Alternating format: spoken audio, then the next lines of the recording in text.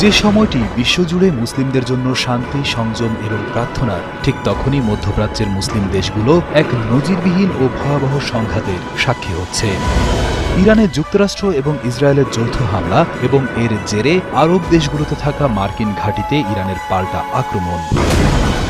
অন্যদিকে পাকিস্তান আফগানিস্তানের সম্প্রতি শুরু হওয়া যুদ্ধ, হুট করেই পুরো মধ্যপ্রাচ্য অঞ্চলটি এখন এক গভীর সংকটের মুখে। পবিত্র রমজান মাসে এমন রক্তপাত ও ধ্বংসযজ্ঞ বিশ্বজুড়ে তীব্র নিন্দার ঝড় তুলেছে। সংঘর্ষের সবচেয়ে হৃদয়বিদারক ঘটনাটি ঘটেছে ইরানের দক্ষিণাঞ্চলে। দেশটির হরমোজগান প্রদেশের মিনাব শহরে একটি প্রাথমিক বালিকা বিদ্যালয়ে ইসরায়েলি বিমান হামলায় এখন পর্যন্ত ৫১ জন নিরীহ শিশু শিক্ষার্থীর প্রাণহানির খবর পাওয়া গেছে। আল জাজিরা ও ইরানের রাষ্ট্রীয় বার্তা সংস্থা ইরনার তথ্য মতে এই বর্বরচিত হামলায় আরও অন্তত ৬০ জন আহত হয়েছে। রমজান মাসে একটি বেসামরিক ও শিক্ষা প্রতিষ্ঠানে হামলার ঘটনা আন্তর্জাতিক মহলে চরম ক্ষোভের জন্ম দিয়েছে।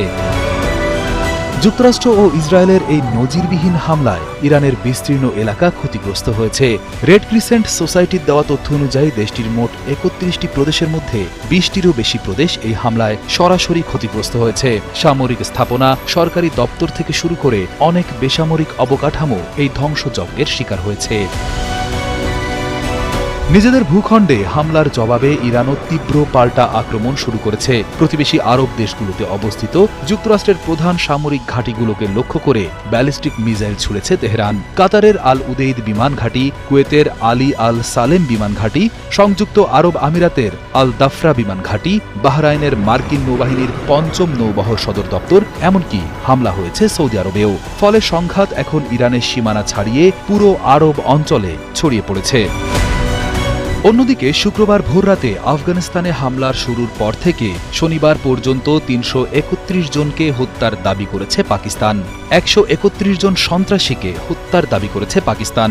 আফগানিস্তানের ৩৭টি স্থানে বিমান হামলা ও ১০৪টি চেকপোস্ট ধ্বংসের দাবি করেছে তারা।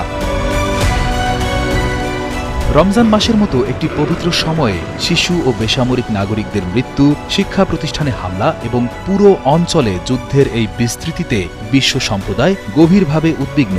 এই সংঘাত কেবল দুটি পক্ষের মধ্যে সীমাবদ্ধ নেই, বরং এটি পুরো মধ্যপ্রাচ্যের ভূ রাজনৈতিক স্থিতিশীলতাকে খাদের কিনারায় দাঁড় করিয়েছে।